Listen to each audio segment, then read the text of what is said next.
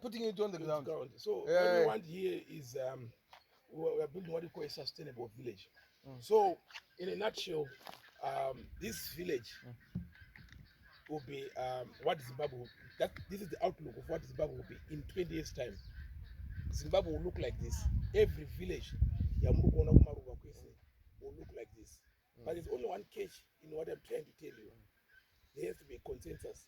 There's also an agreement from the people with it. This is what they want. Yeah, what I mean is people have to buy into it. They have to buy into it. Yeah, so don't buy in, it's hard to sell your idea. So normally people want to see things when it's done already. Yeah. Not you tell them that you go back to teaching. They think it's stone age. Yeah. But we are introducing the concept of using our local resources like thatching, bricks. They're all done locally, so it's cheaper. So it's all our local resources. All these stones we just pick them around. People are picking up around. So it's that's the way we can actually develop as a country if we use our local, because we are wasting a lot of money importing Chinese stuff. Now only today we've decided we will not use ceramics anymore. That looks so posh, because we don't know whether the skin cancers are coming from all that stuff that we don't know what's made. They don't even tell us what they use in terms of ceramic materials. But alternatively, what are we using? We are going back to stones. We are carving them out and then create our own sinks. Very innovative. Very innovative. We've got artists that do that.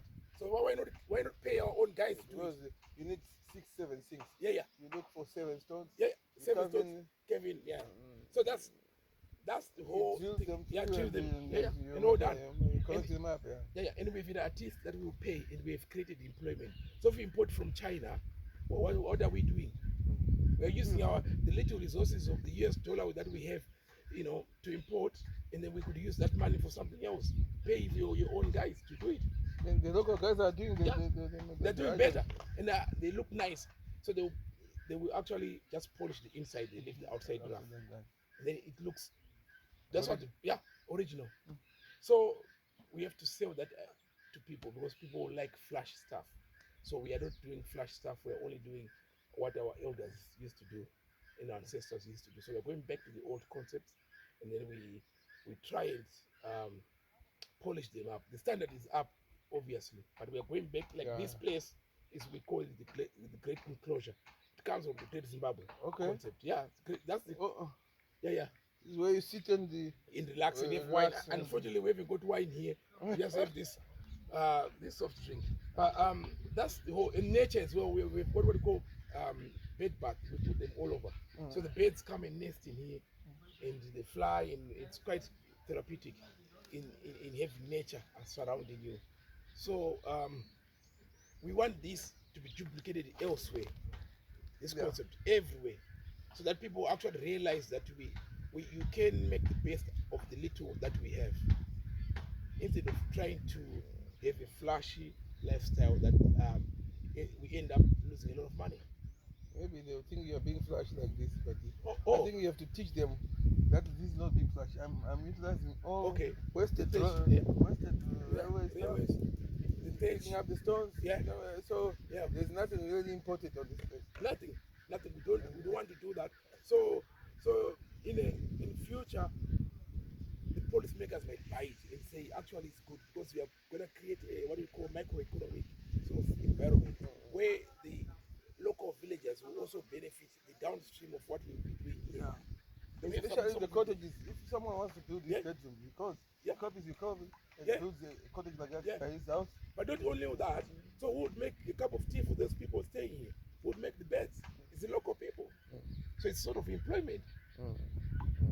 So we create employment which is very local, and we also bring, so there's what we call now responsible travel or slow travel. This is a new concept coming up now, where visitors or tourists, being local or international, they look at the local problems that we have here, and they also understand them and try and be part of the solution to the problem.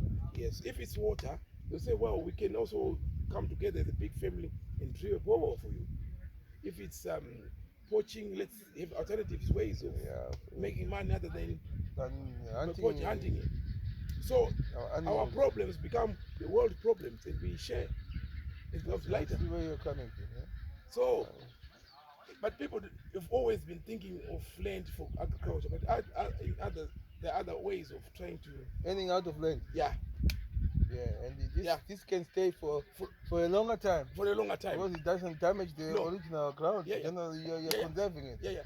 And we've also agriculture damages. It damages and fertilizers and them. And also increases human life and wildlife conflict. Because the elephants wants to eat in there, and then you're chucking them out. You know, it creates a conflict. But in general, we are coming with a different concept of sustainability, which we think people might buy out in the future and say, if we have an alternative way of making a living, let's try it. Yeah. And then it might work, it might not, but we've already talked to people from going to South Africa. And they said, well, I think we can get a little bit to sustain ourselves rather than going to risk ourselves to no qualifications. What for? To cross the Limpopo. To do what? Keeping people around here. Yeah, stay around. Two things. Yeah. Access is maybe what we need. But that will be the end. For now. The end. Yeah, that'll be the end. But for now, it's also telling the people to stop cutting firewood, try other means, stop poaching, come and work, and you can have an alternative way of living. So, in general, this is what we are going to do. And also nature. People will be teaching, like my friend there, Talent, will be teaching him to do nature photos so that he can sell to those people that can't travel to come to here. Then he shares. Then the world shares what is happening in Hwange. Someone in Norway might say, oh, I like these pictures. They buy pictures from him. But they can't travel. They can't travel. They just get the picture. Yeah, so you market the pictures. You market the picture. Your guinea fowls. Your guinea fowls living with us. Yeah, all those things. So then we just need support of people supporting those people that strive to do things. And then when we get that support, we get new energy. Yeah. I don't lose it. Yeah, I mean, you have already put too much time and money into this. Yeah, and thinking. We have to make it work. It has to work. It has to work. It has to work. At least people have to see it. You have to see it and to believe it. Yeah. Now I thought it was, but now.